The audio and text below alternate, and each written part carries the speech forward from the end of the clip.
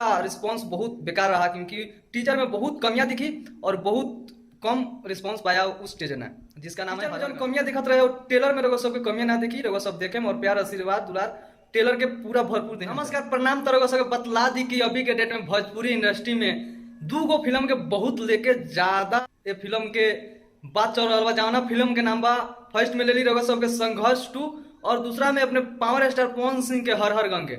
दूगो फिल्म के बहुत ज्यादा बोल वाला बा, तो रउआ सबके बतला दी कि संघर्ष 2 में कोनो दिक्कत नहीं है और एक टीचर बहुत ज्यादा प्यार पैलक। और वहीं पे अगर बात कर लिया जाए पावर स्टार पवन भैया के हर हर गंगे का, तो उनका रिस्पॉन्स बहुत बेकार रहा क्योंकि टीजर में बहुत कमियां दिखी और बहुत कम रिस्पॉन्स पाया उस टीजर ने, जिसका नाम है हर हर गंगे।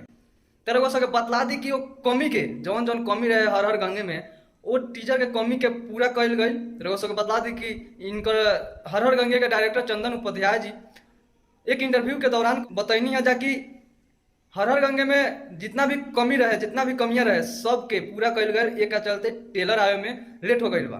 टीजर में जौन कमियां दिखत रहे और टेलर में रउआ सबके कमियां ना दिखी, रउआ सब देखे और प्यार आशीर्वाद दुलार टेलर के पूरा भरपूर दे हम जा। आगे रउआ सबके बतला दी कि ट्रेलर के बात कर जाओ तो कब तक रिलीज हुई, तो देखी ट्रेलर के रिलीज डेट ना भइल बा, लेकिन फिल्म के कब तक आवे का संभावना बा चंदन उपाध्याय जी बतलैनी जा। चंदन उपाध्याय जी यहाँ के बतलनी है कि फिल्म हमनी के कोशिश रही कि जैसे फिल्म के संस्कारिक जैसे जिस आधार पर फिल्म बना है वही समय पर फिल्म रिलीज करे के, जैसे रउआ सबको बतला दी कि दशहरा के शुभ अवसर पर ये फिल्म रिलीज कल जाए। ये बात जौन रउआ सब सुन रहा बानी चंदन उपाध्याय जी जौन फिल्म के डायरेक्टर बानी वहाँ के कहनिया जा कि हर हर गंगे दशहरा के शुभ अवसर पर रिलीज किया जाएगा। तो आप लोग का प्यार दुलार आशीर्वाद मिले और ये फिल्म जो है मल्टीप्लेक्स सिनेमा घरों में लगेगा।